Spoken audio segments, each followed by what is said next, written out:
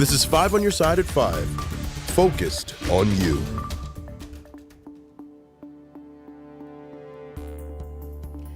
Today marks 10 years since the death of Michael Brown. The community held events in the Ferguson area marking the day, including a unity walk and a moment of silence. Thanks so much for joining us. I'm Kelly Jackson. And I'm Ann Allred. Brown was shot and killed in 2014 by a Ferguson police officer. What followed were weeks of protests and unrest in the streets of Ferguson, along with other parts of St. Louis and the country. His death also accelerated the national Black Lives Matter movement. Today, there was that unity walk Kelly mentioned and a moment of silence to remember Brown. Megan Kernan joins us in studio with reaction tonight from the community. Thousands marked the anniversary of Michael Brown Jr. in what was a powerful message showing how the Ferguson community has grown 10 years later. Brown was the oldest of 11 siblings. Tonight, we heard from his family, who all hope for more change in the community. That's when I'm gonna stand up, take my people with me. Together we are going to a brand new home. Every morning I wake up, it reminds me what happened August 9, 2014. Michael Brown once told his father the world is going to know his name. A decade later, Michael Brown Sr. continues to make sure the world never forgets about his son. I'm his father, so I'm going to fight for him. I'm definitely want to paint the picture to the world that he was loved, he was a human, because he was dehumanized in 2014. Brown's family led a unity walk to remember his life and the global movement it launched. Thousands of activists and community members chanted Brown's name. Say his name. Mike Brown. Say his name. Mike Brown. The march ended as hundreds of blue roses lined Canfield Drive, the street where his body lay for hours. A memorial filled with teddy bears. He's a big teddy bear. He would do anything for anybody. Followed by almost 4 minutes of silence. We're tired of being killed for the most meaningless things, not even just by police brutality, it's by our own people.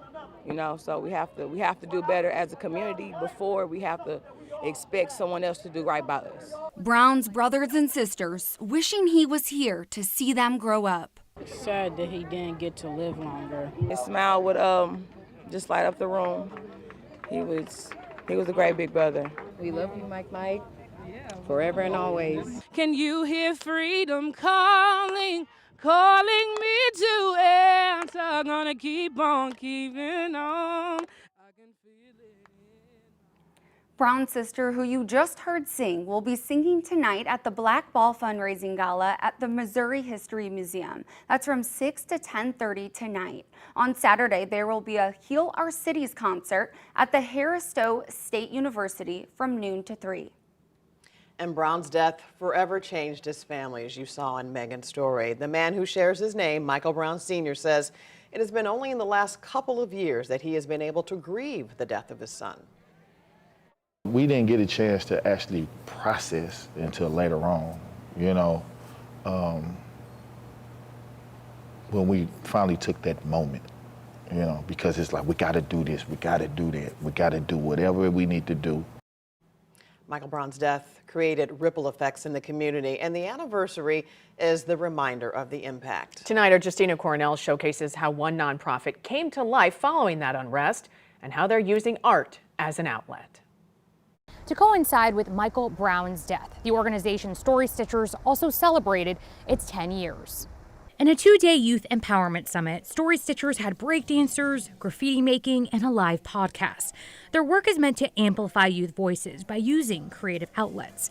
Michael Brown's death was one of the reasons Story Stitchers was created, and 10 years later, the group held a moment of silence and educated teens about the events that unfolded in Ferguson. The organization's youth recruitment and engagement specialist, Amira Burns, was a teenager in 2014.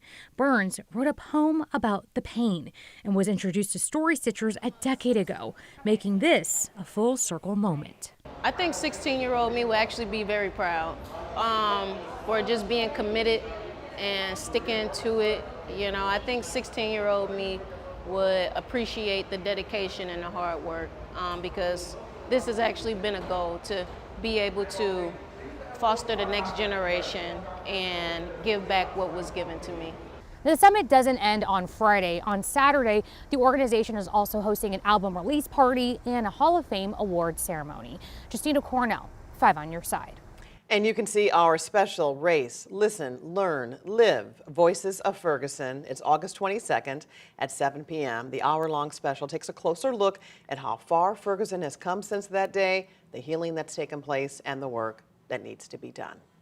You can also find our full interview with Michael Brown Sr. along with Ferguson Mayor Ella Jones online. For a link, text the word Ferguson to 314-425-5355.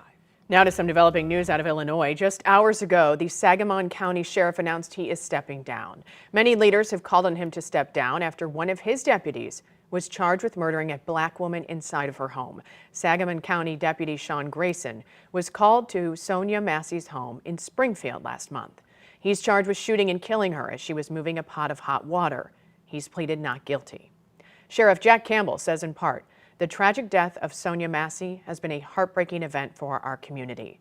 He goes on to say, the one person truly responsible for this act is in jail, and I believe justice will be served through the legal process. He also says he, his family, and deputies have received death threats since the shooting. This comes just days after Illinois Governor J.B. Pritzker called on him to step down. Yes, I sat with the Massey family and promised them that we would look at every avenue to determine how we might prevent this from happening to anyone ever again.